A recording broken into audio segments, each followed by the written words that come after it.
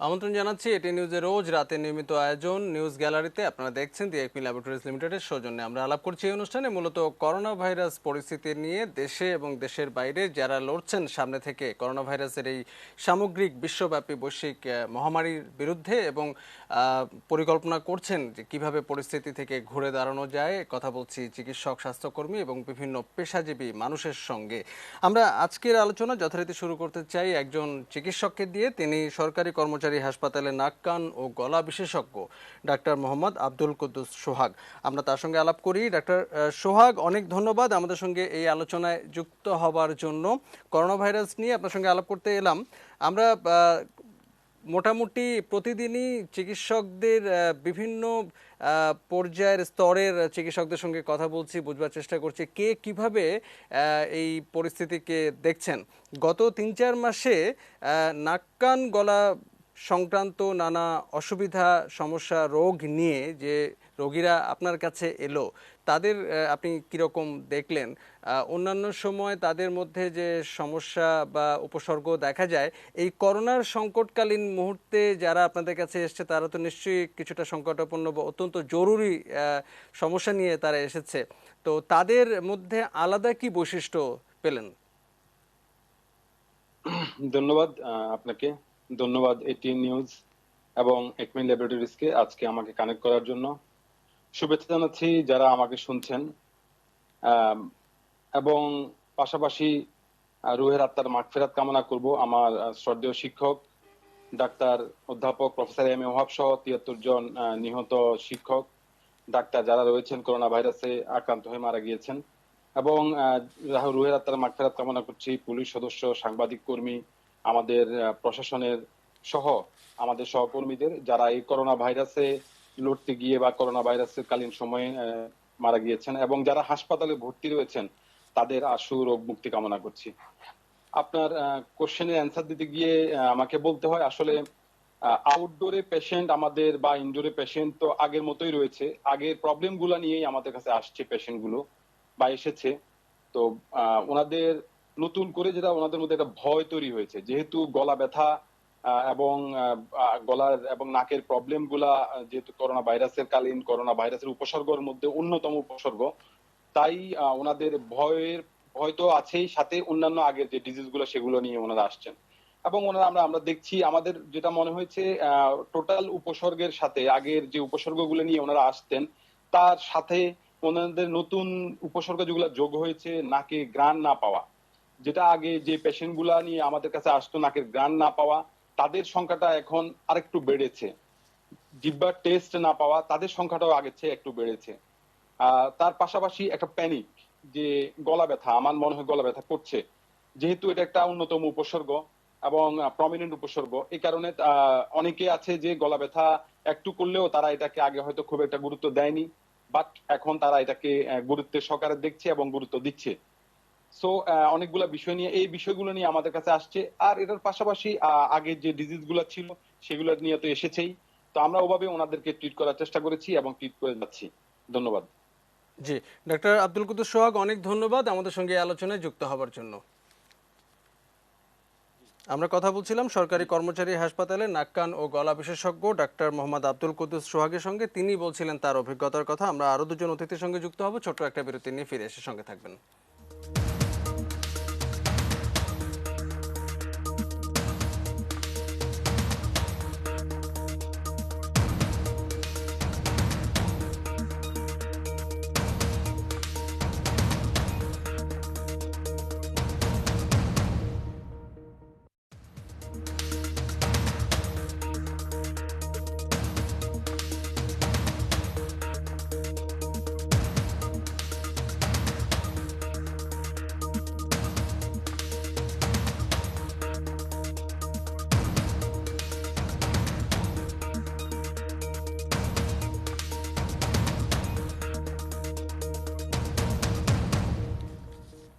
আবারও ফিরলাম নিউজ গ্যালারিতে। আপনারা দেখছেন দি একমি ল্যাবরেটরিজ লিমিটেডের সৌজন্যে কথা বলছি করোনা ভাইরাস পরিস্থিতি নিয়ে। এ পর্যায়ে আমরা যুক্ত হচ্ছে একজন সামাজিক বিশ্লেষক সিরাজুল হোসেনের সঙ্গে।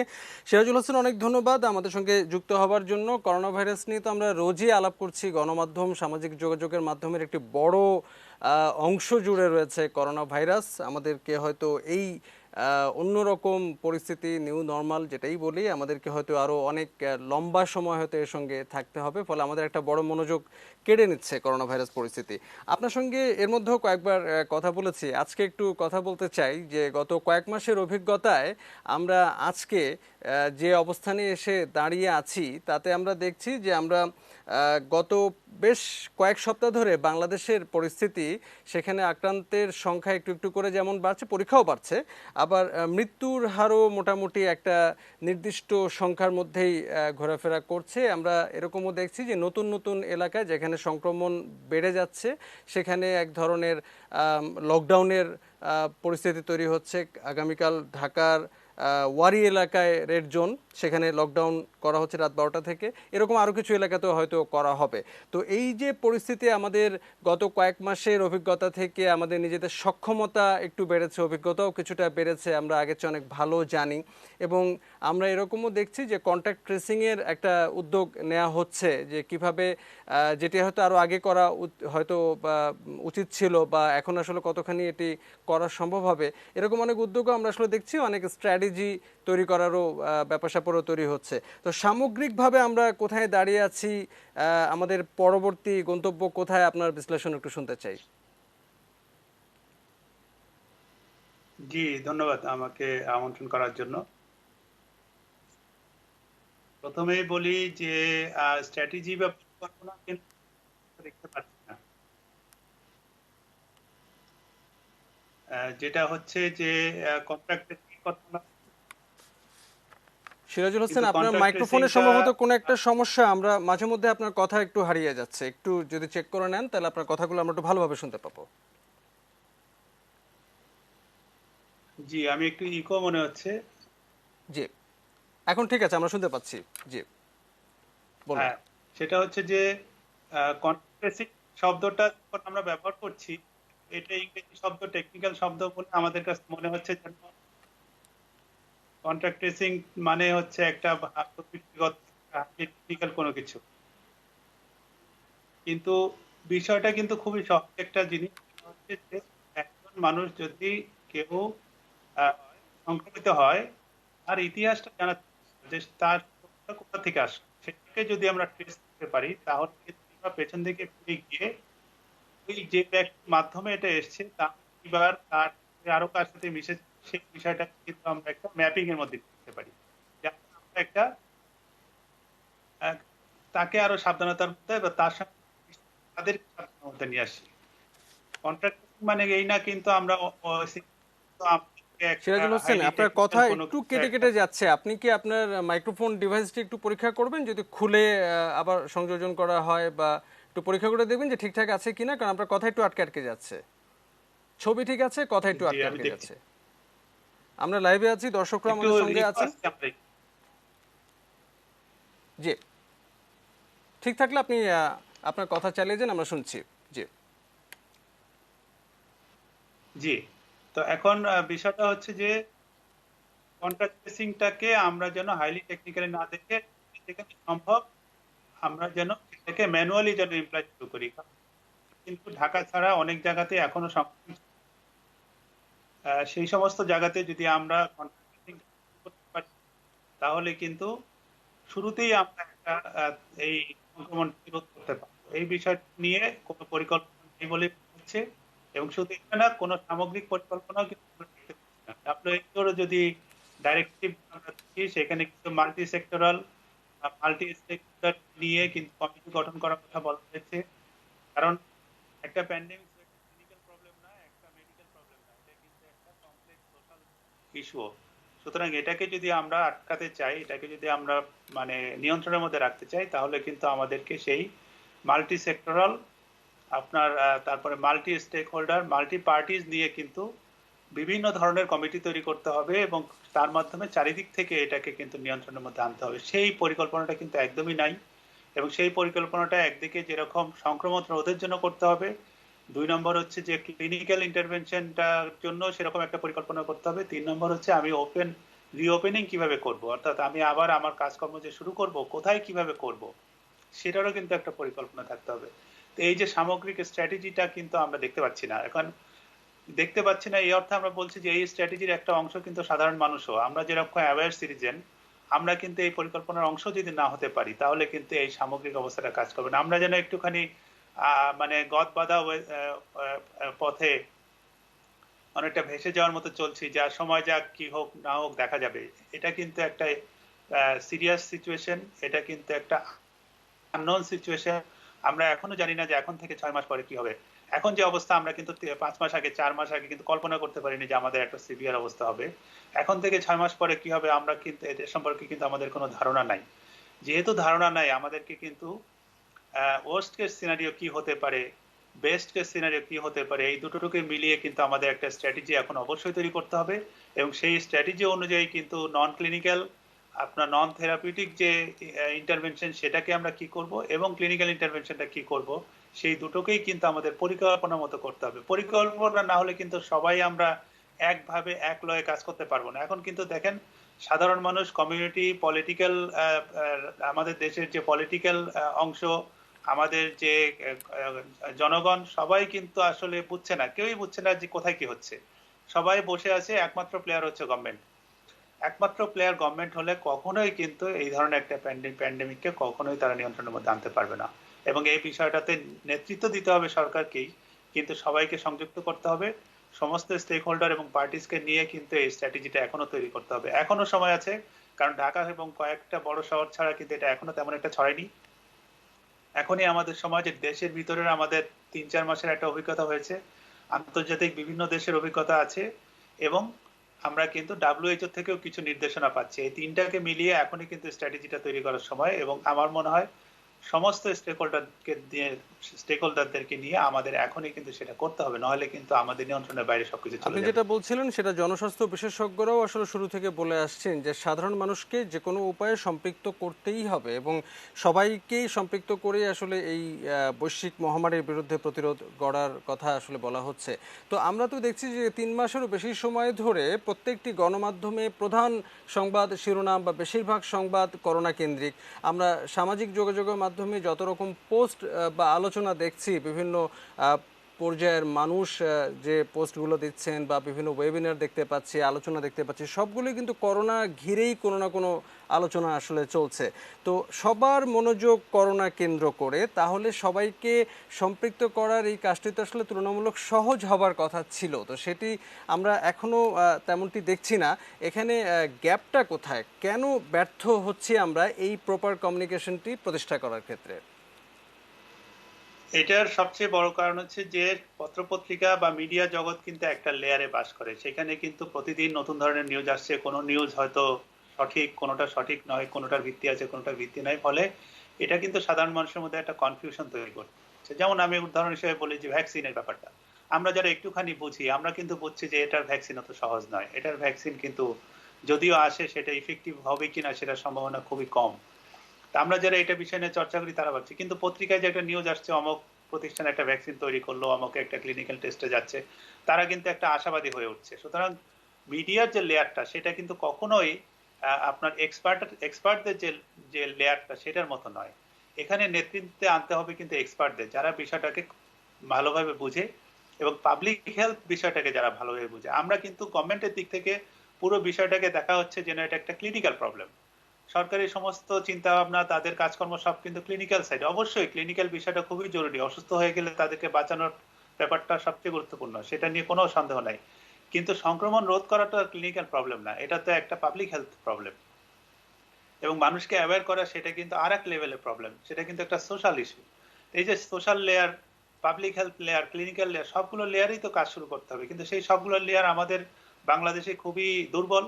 এবং আমাদের যে সবলতার দিকটা কিন্তু মানুষ, জনগণ, কিন্তু এই ধরনের সিচুয়েশনে জনগণ সামনে চলে যেতে পারে না, বিকজ এটা কিন্তু একটা যুদ্ধকালীন অবস্থা। এখানে গভর্নমেন্টকেই কিন্তু সেই নিয়ন্ত্রক, বা নিয়ন্ত্রকও বলবো না, গভর্নমেন্টের কিন্তু সেই ক্যাটালিস্টের কাজটা করতে হবে। তারা যেন সবাইকে ডেকে নিয়ে এসে এক জায়গায় করে, তারা যেন সবার কাছ থেকে সহযোগিতা চান যে আমরা এখানে এখানে যে আমি একটা উদাহরণ বলি, এখনো অনেক জেলা আছে, অনেক শহর আছে যেখানে হয়তো সংক্রমণ খুব একটা বেশি না। তাহলে কেন আমরা সবাই মিলে একটা শপথ করতে পারছি না যে এই জেলায় বা এই উপজেলায় আমরা একজনকেও ঢুকতে দিব না, একটা রোগীকেও, একজনকেও সংক্রমিত হতে দিব না? সবাই মিলে যদি এই শপথটা নেয়, তখন কিন্তু প্রথম ব্যক্তিটাকেই কিন্তু কন্ট্যাক্ট ট্রেসিং করা যাবে যে এই ব্যক্তিটার হয়েছে এবং তার হয়েছে এই মাধ্যমে, সুতরাং ওই ব্যক্তিগুলোকেও আমরা আমাদের ভিজিলেন্সের মধ্যে ঢাকা নিয়ে বা আসি। চট্টগ্রাম বা যেগুলো জনবহুল শহর বা জনপদ, সেখানে হয়তো পুরো ব্যাপারটি কঠিন, কিন্তু আপনি যেমনটি বলছেন যে ঢাকার বাইরে অনেক জেলাতে হয়তো এই পুরো ব্যাপারটি এখনো করা সম্ভব। কিন্তু আমরা আসলে যে ধরনের সামাজিক বাস্তবতায় বাস করি, আমাদের জীবনযাপনের যে ধরন এবং প্রশাসনিক সক্ষমতার যে সীমাবদ্ধতা বা সক্ষমতা যাই বলি না কেন, এরকম বাস্তবতায় কি আপনার কাছে মনে হচ্ছে যে আমাদের অর্থনীতির চাকাটিকেও সচল রাখতে হবে, এরকম একটি বাস্তবতায় আপনি যেটি বলছেন সেটি আসলে সম্ভব? বা যদি সম্ভব যদি হয়েও থাকে তাহলে এটা কিভাবে শুরু করা উচিত? হ্যাঁ, অবশ্যই সম্ভব। আমি আপনাকে একটা উদাহরণ দিতে চাই। গত 3 দিন আগেই কিন্তু একটা রিসার্চ পেপার বের হয়েছে, সেখানে ইকোনমিস্টরা সেই গবেষণাটা করেছেন এবং তারা দেখিয়েছেন যে 1918-20 সালে যে প্যান্ডেমিকটা হয়েছিল, ফ্লু প্যান্ডেমিকটা, সেই যে আপনার স্প্যানিশ ফ্লু এর যে প্যান্ডেমিকটা, সেখানে অ্যানালাইসিস করে তারা দেখিয়েছে যে যেই সমস্ত শহরগুলো বা এলাকাগুলো আর্লি প্রিভেনশনের ব্যবস্থা নিয়েছিল, ইকোনমিক রিওপেনিং এর ক্ষেত্রে কিন্তু তারাই এগিয়েছিল। অর্থাৎ আমরা যে বন্ধ করতে ভয় পাচ্ছি যে বন্ধ করলেই ইকোনমি ক্ষতিগ্রস্ত হবে, বিষয়টা কিন্তু উল্টো। আমি যত আগে প্রিকশন নিয়ে বিষয়টাকে সাবধানতা সহকারে লকডাউন করব এবং জিনিসটাকে নিয়ন্ত্রণে নিয়ে আসবো, তত আগে কিন্তু আমি ইকোনমিক অ্যাক্টিভিটিকে পুরোপুরি খুলে দিতে পারবো। আর আমি যদি একটা সন্দেহের মধ্যে থাকি, একবার খুলছি একবার বন্ধ করছি, আমি ঠিক মতো বুঝছি না, মানুষের যে এই যে কনফিউশনটা, তার যে ভীতিটা মনে, সেটাই কিন্তু ইকোনমিক অ্যাক্টিভিটিটাকে বন্ধ করে রাখবে। না, এখানে একটা এখনো দেখেন দোকান আরেকটা খোলা বিষয় আছে একটু কিন্তু। মানে এখানে যদি একটু বুঝিয়ে বলেন যে আমরা একটা নির্দিষ্ট জনপদকে একটা নির্দিষ্ট সময়ের জন্য আটকে রাখছি এবং তাদেরকে বাইরের কারোর সাথে মিশতে দিচ্ছি না, যোগাযোগ সব ধরনের বন্ধ, সংস্পর্শে আসাটাও বন্ধ। কিন্তু এটি তো কোনো না কোনো সময় তাকে তো অন্যদের সংস্পর্শে আসতেই হবে, তো তখন তো তার এই করোনা ভাইরাস বা অন্যান্য ভাইরাসে আক্রান্ত হওয়ার এই ঝুঁকিটি থেকেই যাচ্ছে। সেক্ষেত্রে এই ভাইরাসে আক্রান্ত হয়েই কি তাকে তার রোগ প্রতিরোধ ক্ষমতা বাড়িয়ে নেওয়াটাই কি বেশি যুক্তিযুক্ত হতো না, নাকি বিষয়টা আসলে কিরকম? না, সেই সেই ব্যাপারটা কিন্তু আমরা জানি না যে এই ব্যাপারটাকে, এটাকে যদি আমরা খুলে দেই তাহলে কি অবস্থা। পুরো বিষয়টাই কিন্তু নির্ভর করে আমাদের হেলথ সিস্টেমের ক্যাপাসিটির উপরে। আমরা যদি আমরা যদি 1000 লোকের যদি ট্রিটমেন্ট করার ক্ষমতা থাকে, তাহলে কিন্তু এমন ভাবে ওপেনিং করতে পারি যাতে আমার যে যে পরিমাণ রোগী আসছে সেটার পরিমাণ 1000ই থাকে। তখন কিন্তু আমি মৃত্যুটাকেও নিয়ন্ত্রণে রাখতে পারবো, সংক্রমণকেও নিয়ন্ত্রণে রাখতে পারবো।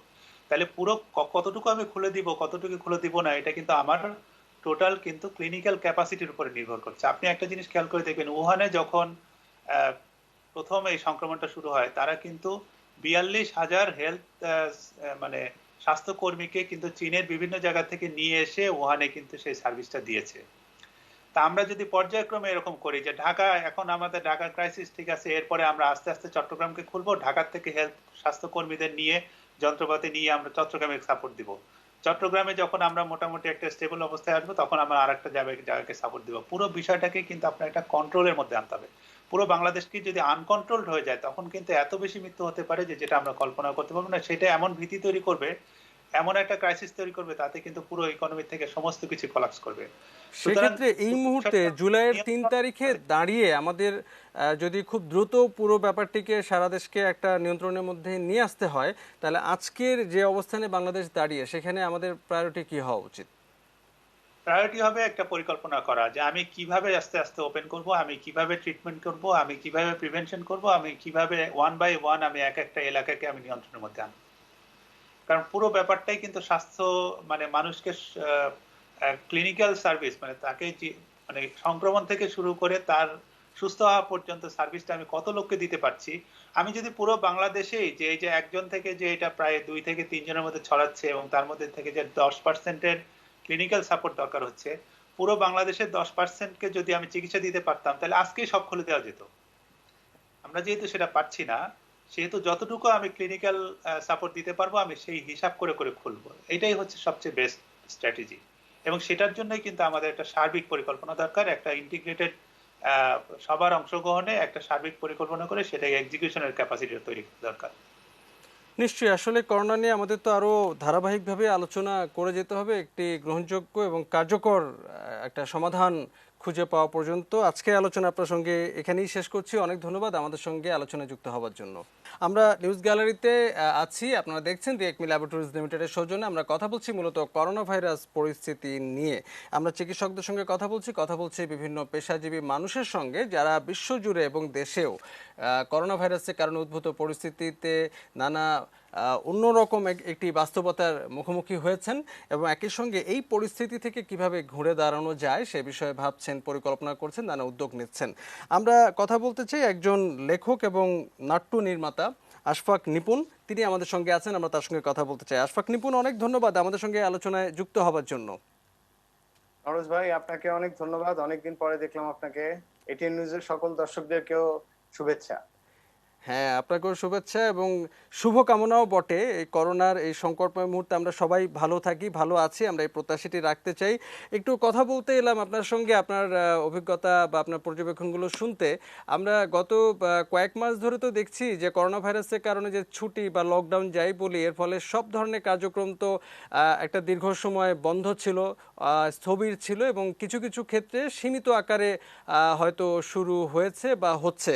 তো নাট্য অঙ্গনের কথা একটু আপনার কাছে শুনতে, আমরা এর মধ্যে বিক্ষিপ্তভাবে অনেকের সঙ্গে কথা বলেছি, আজকে আপনার সঙ্গে একটু শুনি আপনার পর্যবেক্ষণ যে কিছু কিছু কাজ আবার শুরু হচ্ছে এমনটা আমরা আসলে শুনছি, কিন্তু আমরা নতুন যে বাস্তবতার মুখোমুখি হয়েছি, যে সামাজিক দূরত্ব, স্বাস্থ্যবিধি, এরকম অনেকগুলো নতুন নতুন টার্ম আমরা শিখেছি। তো এই নতুন নতুন টার্ম, নতুন বাস্তবতাকে সঙ্গী করে আমাদের স্বাভাবিক কার্যক্রম যখন আবার শুরু হবে, সে শুরু হওয়ার প্রক্রিয়াটি কেমন হবে, কিভাবে হবে, কতদিন পরে হবে, সেগুলোটা আমরা একটু বুঝতে চাই। তো আপনার কাছে শুনতে চাই আপনার কি পর্যবেক্ষণ। নরোজ ভাই, আমার যেটা মনে হয় কি যে শুটিং তো শুরু করাই যায়, কারণ স্বাস্থ্যবিধি মেনে যদি আসলে কোরবানি গরুর হাট করা সম্ভব হয় তাহলে শুটিং তো ডেফিনেটলি করা সম্ভব। এটা তো আসলে বলার অপেক্ষা রাখে না। তো যেটাই হোক, আমরা যে আপনি যে প্রথমে বললেন যে আমরা গত 3 মাস লকডাউন অথবা সাধারণ ছুটি, এটা একটু ক্লিয়ার করা দরকার। আমরা আসলে লকডাউনে ছিলাম না, আমরা সাধারণ ছুটিতে ছিলাম। আমাদের আমাদের উপর সাধারণ ছুটির ঘোষণা করা হয়েছিল এবং আমাদের আচরণও ছিল সাধারণ ছুটি মেনটেন করার মতোই, যে এটা আসলে একটা প্রপার লকডাউন হলে যেরকম আমরা ইউরোপে দেখেছি বা ইভেন ইন্ডিয়াতে দেখেছি বা অন্য জায়গায় দেখেছি, সেটা আসলে এখানে ফলো করা হয়নি। সো যার ফলে হয়েছে গিয়ে কি যে যত সময় যাচ্ছে মানে যে কার্ভটা আসলে যেই জায়গায় আসলে ফ্ল্যাট হওয়ার কথা, কার্ভটা ফ্ল্যাটেন হওয়ার কথা বা নামার কথা, আমাদের আসলে সেই ফ্ল্যাটেন মোমেন্টটা হচ্ছে না। আমরা প্রতি মাসেই মনে করছি যে নেক্সট মান্থই হচ্ছে পিক টাইম। মেতে মনে করেছিলাম মে মাস পিক টাইম, জুনে এসে জুন পিক টাইম, এখন শুনতে পাচ্ছি জুলাই পিক টাইম। সো এটা খুবই কমপ্লিকেটেড একটা অবস্থা। আর শুটিংটা তো আপনি জানেন। এখন এটার ব্যর্থতা কার সেটা আমি সেই ডিসকাশনে না যাই, যে কেন আসলে এই সিচুয়েশনটাতে 4 মাস পরে বা 3 মাস পরেও কেন আমরা এই সিচুয়েশনে, কেন ইউরোপিয়ান কান্ট্রিজ, কোরিয়ান দেশগুলা বা জাপান আমাদেরকে কেন ওদের দেশে এন্ট্রি করতে দিচ্ছে না আমাদের করোনা ম্যানেজমেন্টের কারণে। এটার ব্যর্থতার কথা বলতে গেলে বা এটার আলোচনা করতে গেলে অন্য আলোচনা হবে। আমি যেটা বলতে চাই সেটা হচ্ছে শুটিংটা আর 10টা চাকরির মতো না কিন্তু, কারণ চাকরি এর মধ্যে কিন্তু ব্যাংক কিন্তু চলেছে, যে আপনি প্রপারলি মাস্ক পরে, হ্যান্ড স্যানিটাইজার দিয়ে, তারপর হচ্ছে গ্লাভস পরে ব্যাংকের কাজ করতে পেরেছেন অনেক অফিস। আরো অনেক অনেক প্রতিষ্ঠানিক কাজ চলেছে, কিন্তু 40 জনের মতো, 40 থেকে 50 জনের মতো লোক থাকে। এবং হ্যাঁ, হ্যালো, হ্যাঁ হ্যাঁ, জি আপনার কথা শুনছি। জি, মানে অনেক সেক্টরই আমরা দেখেছি যে কাজকর্ম সীমিত আকারে চলেছে, ছুটির মধ্যেও চলেছে এবং এখনো আসলে চলছে এবং কাজের পরিধিও বাড়ছে। আপনারা নিশ্চয়ই জানেন যে অনেক, যেমন আগে 4টা পর্যন্ত অনেক কিছু খোলা ছিল, এখন এটি পরবর্তী ঘোষণায় দেখছি যে 1 তারিখ থেকে 7টা পর্যন্ত খোলা সময় বাড়ানো হচ্ছে এবং ধীরে ধীরে হয়তো স্বাভাবিক আরও অনেক কিছু হতে শুরু করবে।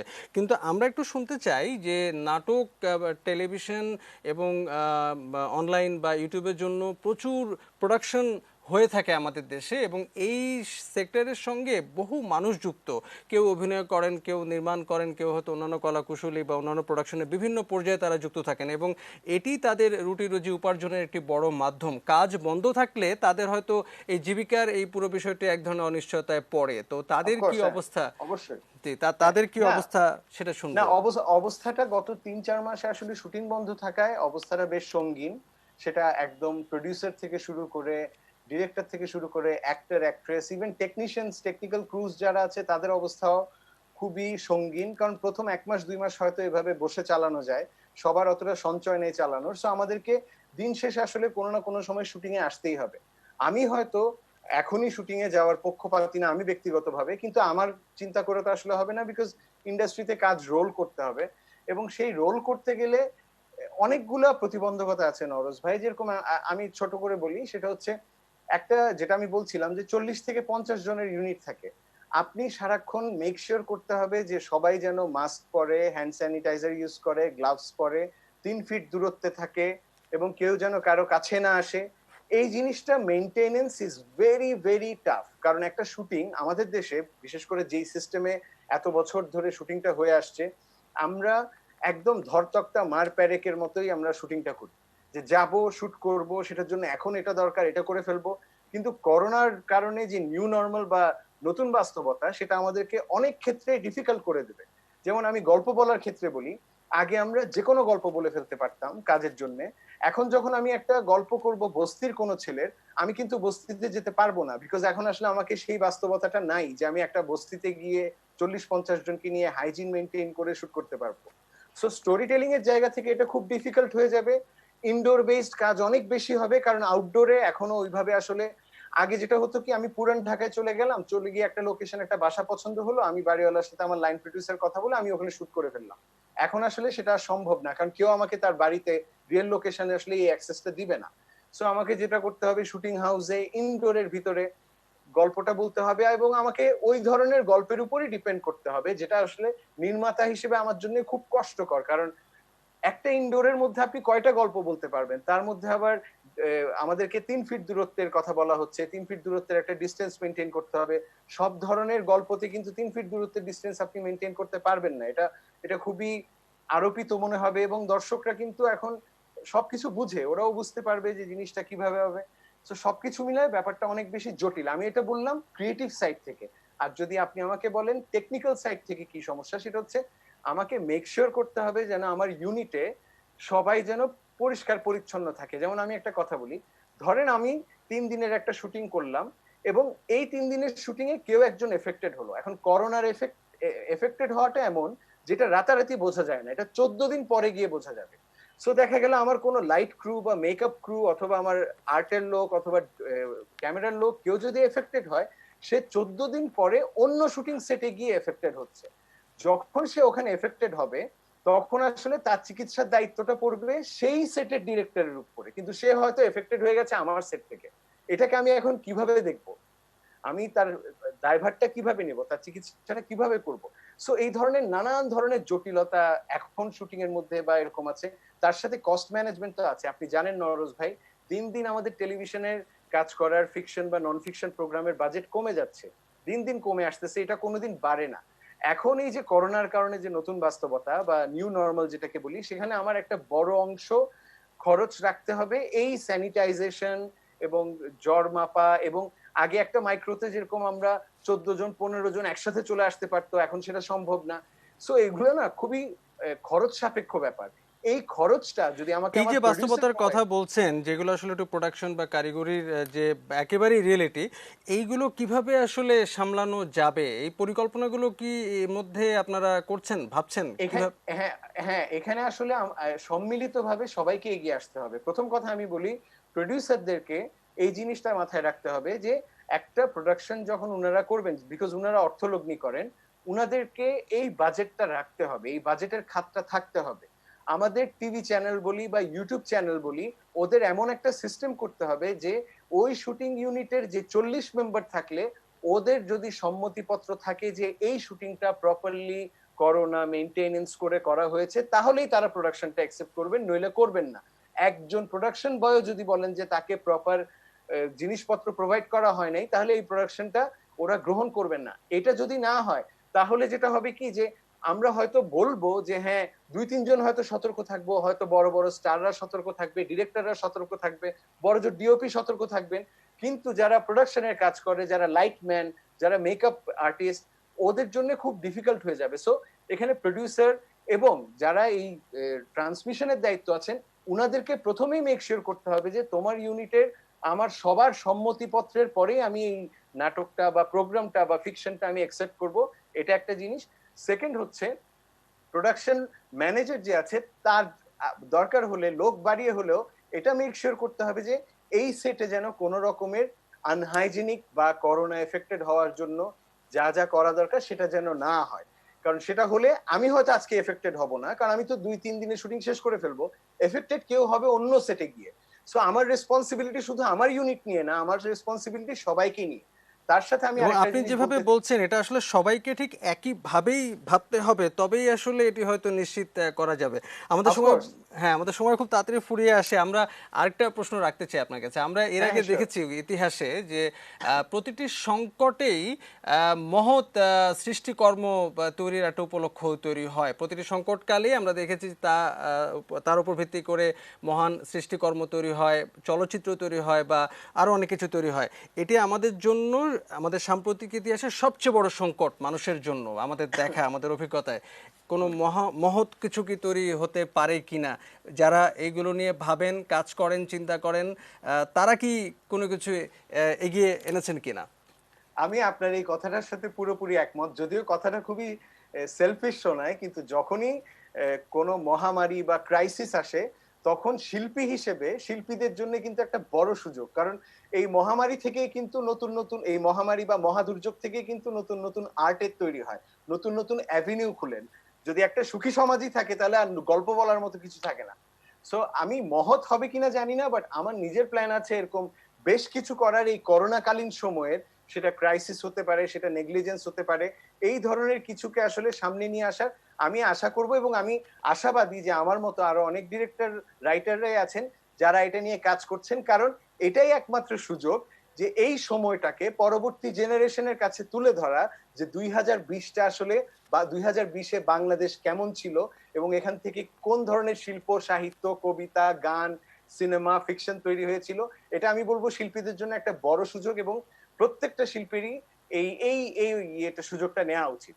নিশ্চয়ই এবং আমরা আমিও সেই নেব অপেক্ষায় ডেফিনেটলি। থাকতে চাই। নিশ্চয়ই আমাদের এই সংকটকাল অবশ্যই শেষ হবে একদিন, সেটি যত দ্রুত শেষ হয় আমরা সেই প্রত্যাশাটি রাখতে চাই। কিন্তু সংকটের মানে মেয়াদটি শেষ হলে নিশ্চয়ই আমরা ভালো কিছু অভিজ্ঞতার মধ্যে দিয়ে যাব। আশফাক নিপুণ, অনেক ভালো অবশ্যই। থাকবেন। অনেক ধন্যবাদ আমাদের সঙ্গে এই আলোচনায় যুক্ত হবার জন্য। আপনাকে ধন্যবাদ নরজ ভাই, এটিএন নিউজের সকল দর্শকদেরকেও ধন্যবাদ। আমরা কথা বলছিলাম একজন লেখক এবং নাট্য নির্মাতা আশফাক নিপুণ। তিনি বলছিলেন তার ভাবনার কথায় করোনার সংকটময় মুহূর্তে তিনি কিভাবে দেখছেন পুরো এই সংকটকালকে, এবং সামনে যখন সংকটের অবসান ঘটবে তখন আসলে কি কি ঘটবে, কিছু বাস্তবতা, কিছু আশাবাদ, সেগুলো তার কাছে আমরা শুনছিলাম। আলোচনার একদম শেষ প্রান্তে আমরা চলে এসেছি। আমরা এতক্ষণ আমাদের সঙ্গে যারা ছিলেন টেলিভিশন সেটের সামনে কিংবা অনলাইনে, তাদের সবাইকে অনেক ধন্যবাদ।